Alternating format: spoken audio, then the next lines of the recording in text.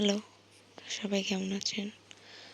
তো আজকে আমি একটা শাড়ি পেইন্ট নিয়ে এসেছি। তো আমি অনেক দিন ধরে চিন্তা করছিলাম যে একটা হোয়াইট কালারের শাড়ির উপর রেড জবা ফুল আর্ট করব। তো চিন্তা করতে করতে আজকে ফাইনালি করেই ফেললাম। তো এটা আমার নিজের জন্য করার ছিল। তো ফার্স্টে আমি লাল কালার দিয়ে ফ্লাওয়ারের শেপটা দিয়ে নিচ্ছিলাম।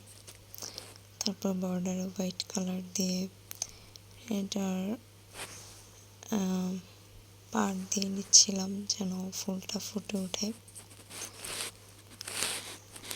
এই শ্যুটটা আমি রাতে করেছিলাম, তাই শাড়ির কালারটা এতটা ফুটেনি বা সুন্দর মতো কালারটা আসেনি, বাট দিনের আলোতে এই শাড়ির কালারটা অনেক সুন্দর ফুটেছে, যা আমি আমার ভিডিও লাস্টে দিয়ে দেওয়ার চেষ্টা করব।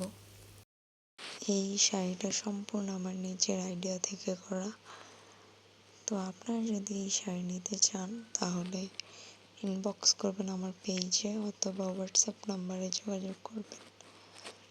খুবই স্বল্প মূল্যে দিয়ে দেওয়ার চেষ্টা করেছি। মাঝখানে আমি চকলেট কালার আর ব্ল্যাক কালার একটা শেড দিয়ে নিয়েছি মাঝখানে জায়গাটা ফোকাস করার জন্য। তারপর হালকা পিঙ্ক কালারের একটা শেড নিয়ে আমি ফুলের চারপাশে ডোরা কাটা দিয়ে দিচ্ছি যেন ফুলটা আরো ফুটে ওঠে। তারপর ফুলের রেনু দেওয়ার জন্য এখানে আমি লম্বা একটা দাগ দিয়ে নিচ্ছি। তারপর হলুদ কালার দিয়ে ফুলের রেনুগুলো আর্ট করে নিচ্ছি। তো আমি মাঝখানে যে লম্বা দাগ দিয়েছি এটা ছিল একদম ডার্ক মেরুন কালার, আর আশেপাশে যে কালারগুলো দিচ্ছিলাম হলুদ কালার, সেটা হলো আমার নিজের তৈরি করা র কালার দিয়ে। তো আপনারা যদি এই পেইন্টের কালার মিক্সিং দেখতে চান তাহলে কমেন্ট করবেন, আমি দিয়ে দেওয়ার চেষ্টা করব। তো আমি এটার পাড় কেমন খালি খালি লাগছিল, ভালো লাগছিল না, তাই পাড়ে আমি একটু রেড কালার দিয়ে দেওয়ার চেষ্টা করেছি।